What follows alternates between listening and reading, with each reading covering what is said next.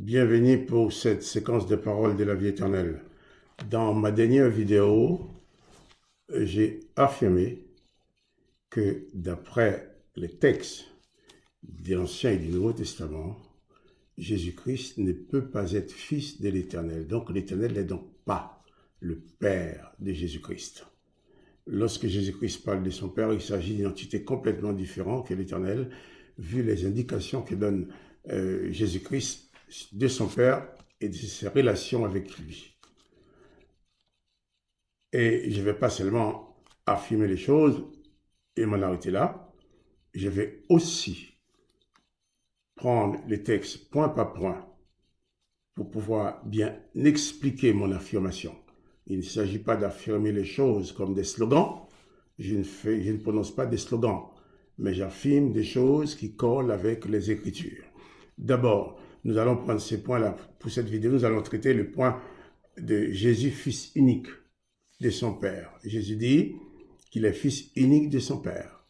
Jean 3, verset 16, « Car Dieu a tant aimé le monde qu'il a donné son Fils unique, afin que quiconque croit en lui ne périsse point, mais qu'il ait la vie éternelle. » Son Fils unique. Aussi, dans Jean chapitre 1, verset 14, il parle aussi de Jésus en tant que fils unique de son Père. Donc, Jésus-Christ ne peut pas être fils unique de l'Éternel dans la mesure que la Bible nous montre aussi que l'Éternel a des fils. Lisons d'abord tout de suite dans la Genèse, le livre de la Genèse, Genèse chapitre 6, à partir du verset 1er, il dit « Lorsque » je lis dans le livre de la Genèse, « Lorsque les hommes eurent commencé à se multiplier sur la face de la terre et que des filles, leurs filles nées, les fils de Dieu, les fils d'Élohim, virent que les filles des hommes étaient belles et ils les en prirent pour femmes parmi toutes celles qu'ils ont choisies. » Et au verset 4, il dit « Les géants étaient sur la terre en ces temps-là, après que les fils de Dieu furent venus vers les filles des hommes et qu'elle leur eut donné des enfants. » Ce sont les héros qui furent fameux dans l'Antiquité. Voilà. L'Éternel a des fils. Les textes ne nous disent pas le nombre des fils de l'Éternel, mais il est bien sûr que l'Éternel a des fils. Certaines personnes me disent, oui, mais il faut faire attention, lorsque tu vois écrit fils, là, c'est pas des fils, ce sont des anges. Et je réponds à ces personnes-là, personne n'a le droit, aucun de nous n'a le droit de changer la nature des mots. J'ai bien vérifié dans les textes hébraïques, il est bien question de fils. Il est dit, béni Elohim. Il n'est pas question des anges. Donc, béni Elohim sont les fils d'Elohim, les fils de l'Éternel. Donc, l'Éternel a des fils. Nous n'en savons pas le nombre, mais ce point-là explique que Jésus-Christ ne peut pas être son fils unique. On ne peut pas parler de fils unique quand on a des fils ou des filles. Donc, et nous pouvons lire aussi dans le livre de Job, où il est question des fils de l'Éternel dans Job chapitre 1er, au verset 6, excusez-moi. Or, les fils de Dieu vinrent un jour se présenter devant l'Éternel et Satan vint aussi au milieu d'eux. Et bien si, je vais prendre le temps de lire les dialogues de l'Éternel à Satan, puisque nous reviendrons là-dessus aussi. C'est un point aussi qui va montrer aussi que Jésus-Christ ne peut pas être le Fils de l'Éternel. Dans Job chapitre 2, encore une seconde fois, « Or, les fils de Dieu vinrent un jour se présenter devant l'Éternel, et Satan fit au milieu d'eux. » Satan, c'est donc l'un des fils, qui était au milieu des fils. Il n'était pas là par hasard. Donc, et Jésus lui-même parle de son identité personnelle pour dire qu'il est fils unique de son Père. Moi, quand Jésus dit qu'il est fils unique de son Père, je suis sûr qu'il n'a pas menti. Et quand l'Ancien Testament dit aussi que l'Éternel a des fils, je suis sûr que ce n'est pas un mensonge non plus. Donc les choses sont écrites les choses qui sont écrites dans l'Ancien Testament sont vraies, et celles qui sont écrites dans le Nouveau Testament aussi sont vraies. Donc, il convient de respecter la parole, mais de mettre de côté nos doctrines théologiques, tout ce que nous a enseigné pour nous embourbier, pour nous diriger dans une direction qui n'a aucun rapport avec celle dans laquelle le Christ veut nous conduire. Donc, la parole de Christ explique l'identité de son Père. Mais Jésus dit c'est tout, mais je vous dis, dans cette vidéo, nous allons traiter uniquement le point fils unique.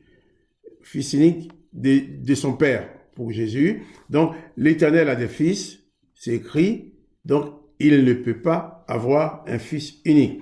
Dans l'évangile de Jean, chapitre 1er et au verset 14, il est dit, la parole a été faite chair et elle a habité parmi nous pleine de grâce et de vérité, et nous avons contemplé sa gloire, une gloire comme la gloire d'un fils unique venu du Père. Jean lui a rendu témoignage et s'est écrié, c'est celui dont je dis, celui qui vient après moi m'a précédé, car il était avant moi. Et nous avons tous reçu de sa plénitude et grâce pour grâce, car la loi a été donnée par Moïse, la grâce et la vérité sont venues par Jésus-Christ. Et Jésus, il est dit aussi, personne n'a jamais vu Dieu, le Fils unique qui est dans le sein du Père est celui qui le fait connaître. Donc, c'est pour bien dire, quand j'ai dit l'Éternel n'est pas le Père de Jésus-Christ, ce n'est pas une invention de ma part, c'est parce que les textes le montrent. Même si nos religions nous disent le contraire, mieux vaut écouter les textes, nous attacher aux textes des évangiles, aux textes de la Bible, qu'aux doctrines de nos religions.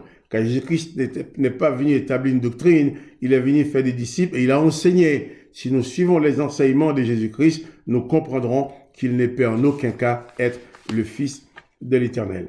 Et aussi, dans la lettre de Jean, 1 Jean, chapitre 4 et au verset 9, il dit « L'amour de Dieu a été manifesté envers nous en ce que Dieu a envoyé son Fils unique dans le monde, afin que nous vivions par lui. » Dieu a envoyé son Fils unique dans le monde.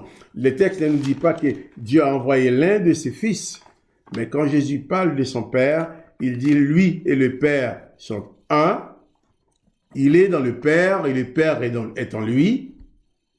Et il est fils unique de son Père. Le fait que Jésus soit fils unique de son Père fait tout simplement qu'il ne peut en aucun cas être fils de l'Éternel.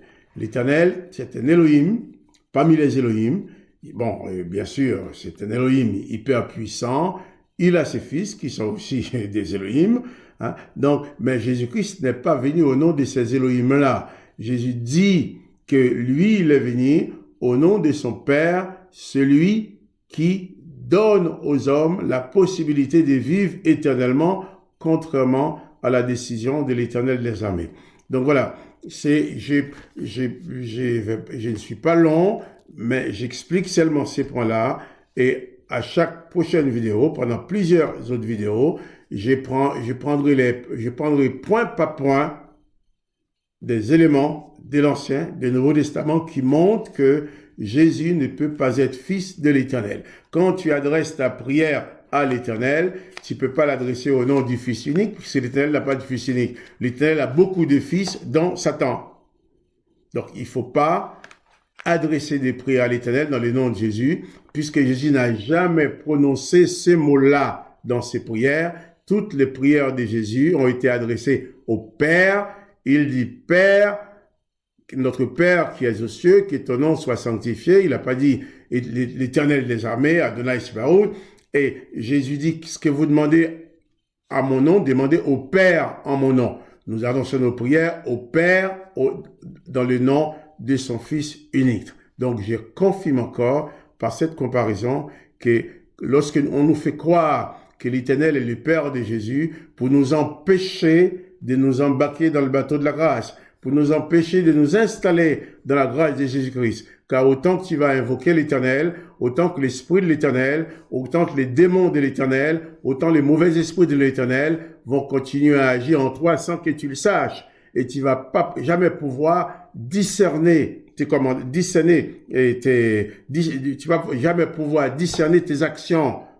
Tu vas faire des choses, tu vas dire des choses qui ne collent pas avec l'enseignement de Jésus-Christ parce que tu as sur toi l'Esprit de l'Éternel et tu vas dire au nom de Jésus. Oh, Jésus n'a jamais dit d'adresser aucune prière à l'Éternel en son nom. Il a dit demander au Père en mon nom parce que Jésus est le Fils unique de son Père qui n'a pas d'autre fils.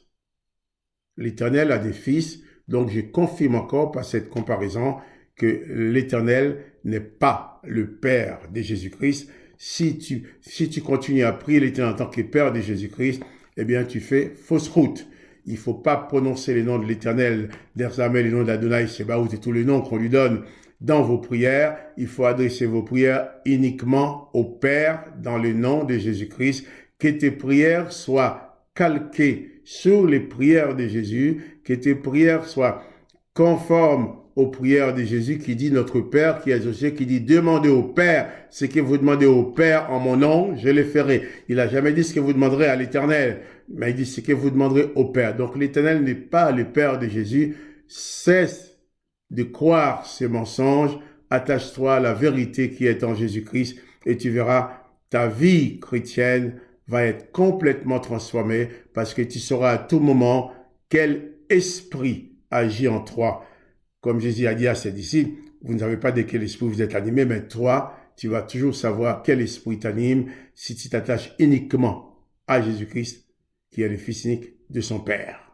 Que le nom de Jésus soit béni et que toi aussi tu sois pleinement béni, que l'esprit de Jésus-Christ t'éclaire afin que tu ne tombes plus dans les ténèbres en évoquant l'Éternel dans le nom de Jésus. Jésus-Christ a dit qu'il faut demander au Père et jamais l'Éternel. Je viendrai encore plusieurs autres vidéos. Je soutiendrai cette affirmation par d'autres textes de l'Ancien et du Nouveau Testament. En attendant, sois béni et que la grâce du Christ soit sur toi dans le nom de son Père. La grâce du Père soit sur toi dans le nom de son Fils.